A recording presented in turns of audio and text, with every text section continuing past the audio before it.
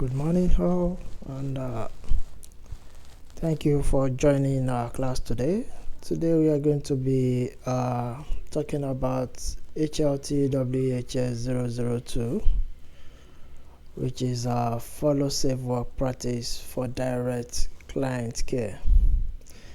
Before we start, I would like to acknowledge the owner of the land on which we are gathering, or that we are hearing from one another today. The First Nation people, the past, the present, and of course the future leaders. So before we start, I would just like us to talk about follow safe work practice for direct clients. What do we mean by this? It's about working safely in the healthcare sector, and way that we are providing the right support for our clients.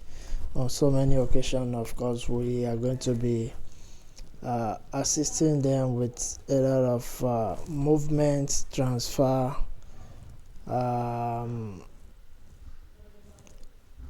support with ADLs, as in activity daily living, to mention but few. But it's only when we are safe that we can keep ourselves as well as our clients safe. If we are not safe, or if we don't understand how to actually keep ourselves safe, it will be very hard for us to keep our clients safe. So how can we keep ourselves safe? Then transferring this knowledge onto how to keep our clients safe. That is why we need to understand what is it that is likely to cause unsafe in the first place, which is hazard. A hazard is a situation that poses a level of threats to life, health, property, environment.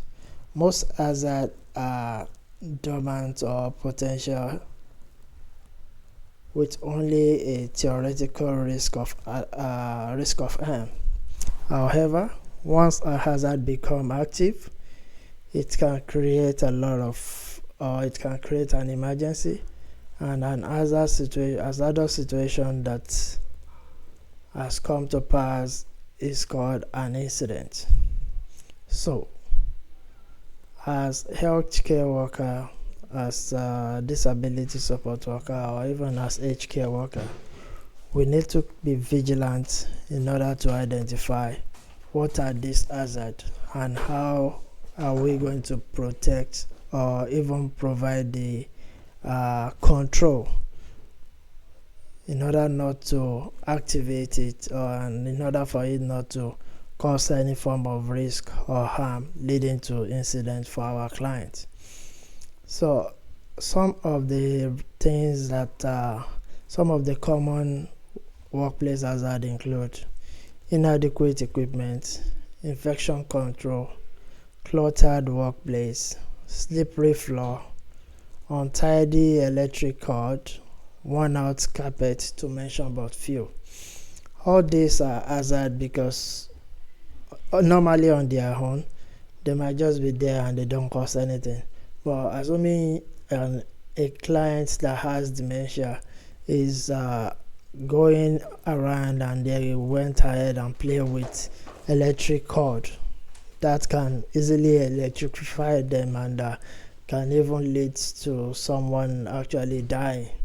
So what are we going to be doing to actually reduce all this, to protect ourselves as well as our client from this common hazard in our workplace? What we do is to identify those hazards. How do we identify them? We have physical hazard, we have chemical hazard, we have behavioral hazard. Some of the physical hazard can include poor lighting, noise, extreme temperature, cluttered and congestion, or ignometric. Some of the chemical, poor lighting. In any facility, if we don't have adequate lighting, it can blur our clients' eyes. They might not be able to see what is rightly there in front of them, and thereby causing them to fall. So all these environments or environmental related hazard that we can relate to, or that we can even discuss as a physical hazard, we should provide appropriate solution for them in order to totally eliminate that kind of hazard. Extreme temperature, either cold or high, if we understand or realize that our clients are not feeling so well in the environment in which they are at present, we can limit or we can increase the air condition in order to get them to be in the right temperature that will work better for them. Other than the physical hazard, we have the chemical hazard. Chemical hazard can include liquid, spills, vapor, dust. And in this case, how can we support ourselves, or how can we support our clients in guiding against all this form of hazard? Some of them might include use of mask.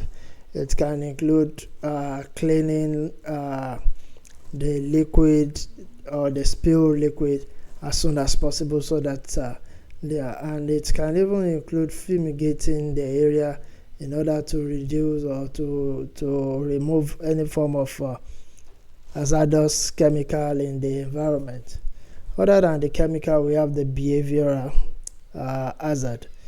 Behavioral hazard can include taking shortcuts that most of our staff members, even most people working in this industry, are likely to do because of the time constraints. They want to get their client to be ready at the right time. However, what they expected to do, they don't do it. So this might lead to behavioral hazard. Poor health, incorrect techniques, inexperience, poor or lack of training, as well as stress can lead to a lot of behavioral hazard. How are we going to be guiding against this? The best way is to always identify this form of hazard, and once we identify the hazard, we document it appropriately in the hazard identification book. And if we don't have the capacity to actually provide control over those hazards, we should report appropriately to our supervisor and let them take it from there. And even if we have the capacity to make the right control, having put the mitigation in place, we should still report to the supervisor and document it appropriately. Identifying the hazard, assessing the risk, controlling the hazard, and monitoring the control. This is what we refer to as managing of hazard. Just as I said earlier, assuming let's have like an example of physical hazard. There is water on the floor, and you are working in a facility, either aged care or disability facility, and you have a spill water on the floor. Of course, having identified that there is a water on the floor, what is it? What is the next thing we are going to be doing?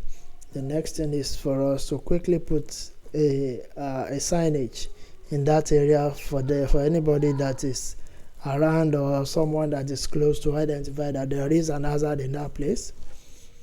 Then we assess the risk. What is the risk associated with this hazard? Spill. Someone can easily fall in this area. Instead of allowing them to fall, what can we do? We quickly we quickly dry the floor up. That is controlling the hazard. So once the floor is dry, we'll still put the signage there until it's finally dry, that nobody can actually go there and fall anymore. Then we monitor this control in order to know whether it's effective or not.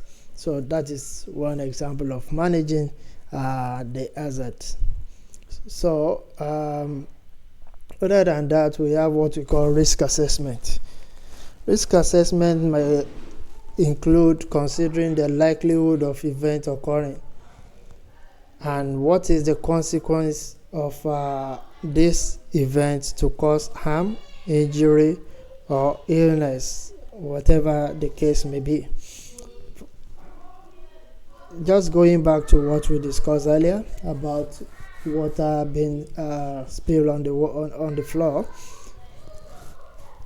If you have water being spilled on the floor, normally in the classroom, like where you and I is, of course there is possibility of someone slipping and hurting themselves, but assuming that same water was spilled in the dementia wing, where we have clients that or even in an aged care facility where we have an aged people, we can see the level of the likelihood of that particular water resulting into risk is so high than the environment in which you and I is.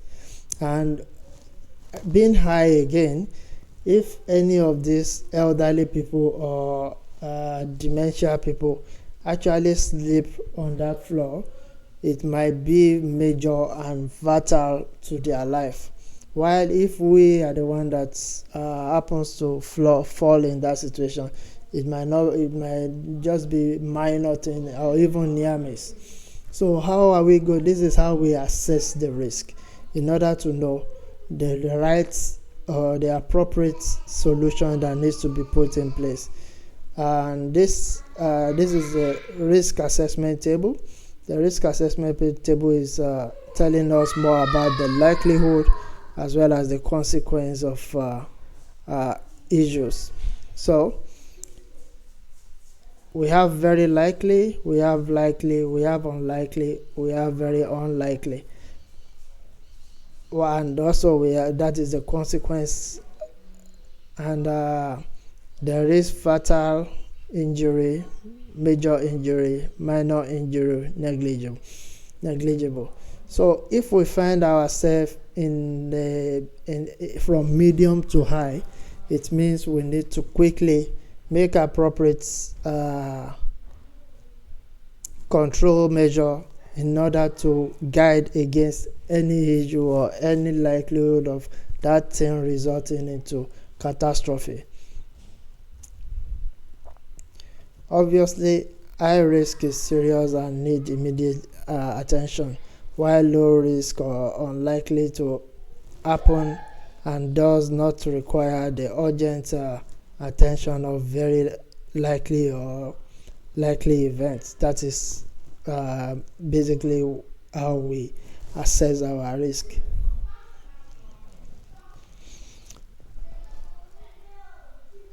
Other than that, we have behavior of concern. As I said, if you're working in an aged or even in a disability environment, there is a lot of situation whereby you will be working with clients that has some form of behavior of concern. Example include aggressive behavior, neglect, dementia, forgetfulness, improper manual handling, laziness. All these behavior of concern can really cause a lot of damage. And this behavior of concern is not only from the client. Sometimes it comes from the worker themselves as well. For example, now the improper manual handling most of the time is what is caused by the staff members, because they don't follow the appropriate manual handling techniques, and thereby putting themselves as well as the client in a very high risk situation. So we should try as much as possible not to put ourselves in these shoes or even act in this way. Other client-related factor or other client-related risk factor include infections, their age, physical disability, and mental disability.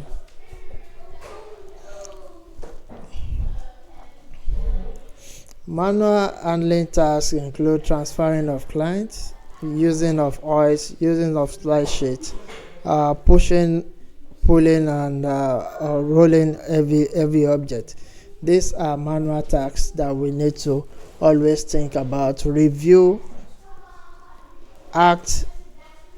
We need to first look at what we want to do. We need to plan accordingly, and if we agreed on going forward to do it, once it's done, we need to review and see whether we've done the right thing, and if there is any adjustment that needs to be carried out, we should carry it out. All the manual related tasks has to be done appropriately, and even sometimes we will need to actually have the right experience as well as the right training to be able to commit to be able to commence this particular type of task. And yeah, that is why we are going to call it a day today. Thank you all for your time, and I'll see you in our next class. Bye for now.